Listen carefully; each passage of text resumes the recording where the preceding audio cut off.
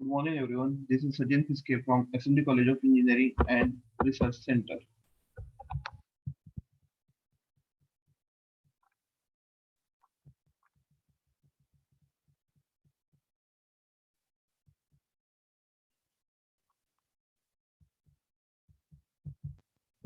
Let us see.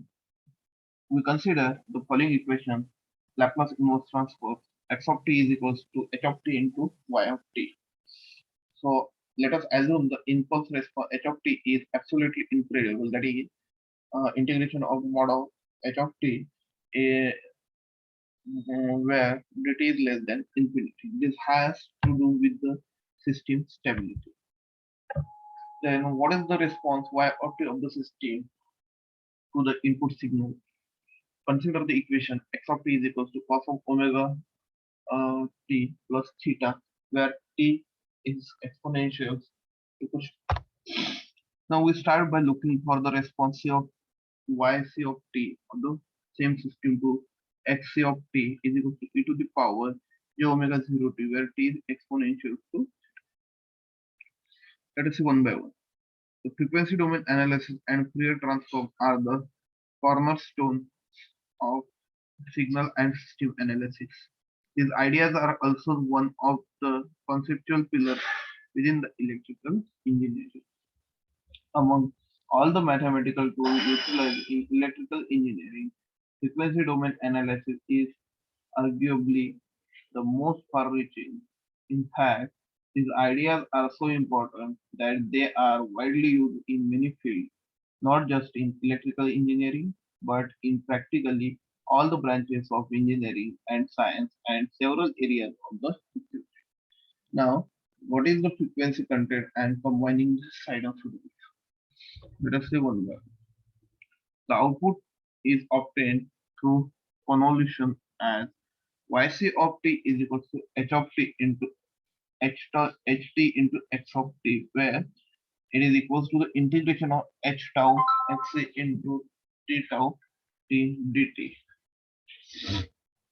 The most common and familiar example of the frequency domain in signals is probably audio signal and music in particular. Now we are familiar with the high musical notes and low musical notes. The high notes do in fact have higher frequency content than the lower notes. But what exactly does this mean? The place to start to answer this question is to consider sinusoidal. Recall that the general expression for the sinusoidal at a frequency omega or frequency f in hertz is x of t is equal to a sin omega t plus theta is equal to a sin 2 pi ft plus phi.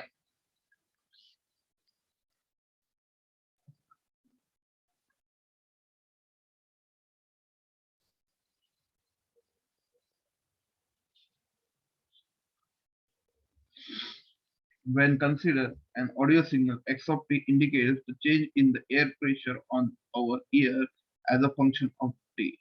What is important here is the time variation of the air pressure from some ambient value rather than the ambient value of the pressure itself.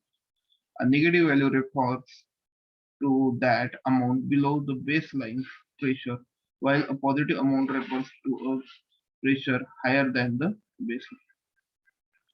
So x of t being a sinusoidal means that the air pressure on our ear varies periodically above some ambient pressure in a manner indicated by the sinusoid. The sound we hear in this case is called a pure tone. As per the definition, pure tone often sound artificial or electronic rather than music.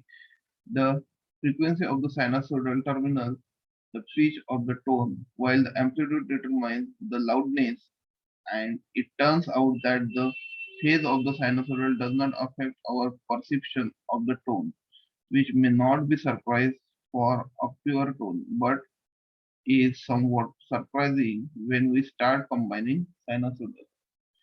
We can combine two sinusoidal by adding the signal in the usual way. For an example, x of t is equals to Sine 2 pi t plus sine 4 pi t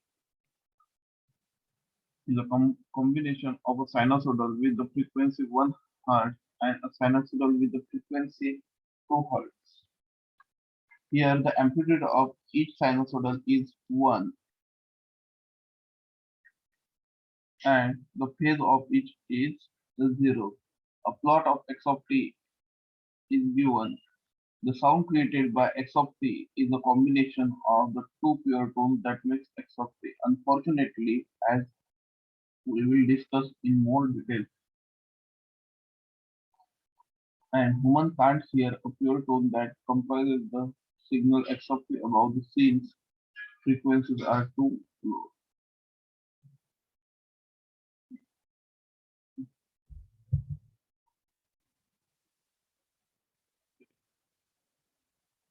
Since h of omega 0 is in general a complex quantity, so we can write yc of t is equals to h omega 0 into e j omega 0 t, which is equals to h omega 0 into e j.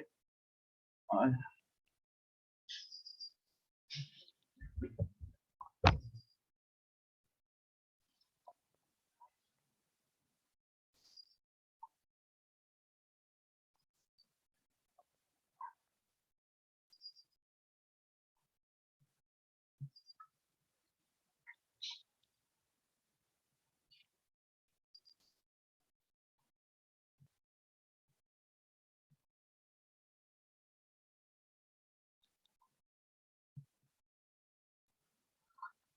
so x of t is equal to sine 2 omega t plus sine 4 omega t is the combination of the sinusoidal frequency 1 Hz and sinusoidal with frequency 2 Hz.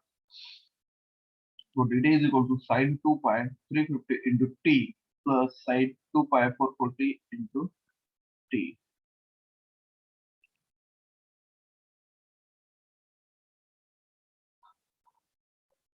Each of the two signals alone corresponds to a pure tone that can hear by the normal human ear. Their combination, that is, the sinusoidal dt, makes a very familiar sound, namely the dial tone on a standard US telephone line. Plot of dt is shown, and note that in this figure only two hundredths of a second are known because the frequencies are high. If we show even a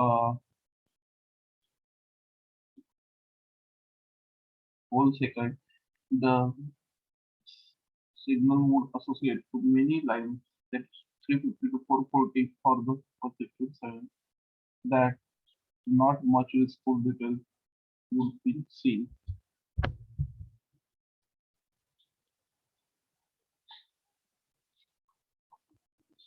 If ht is the real, then h minus omega is equal to h star omega, and h omega 0 is equal to mod of h omega 0 into it is equal to j argumented h omega 0, where h is equals to minus omega 0 is equals to h omega 0.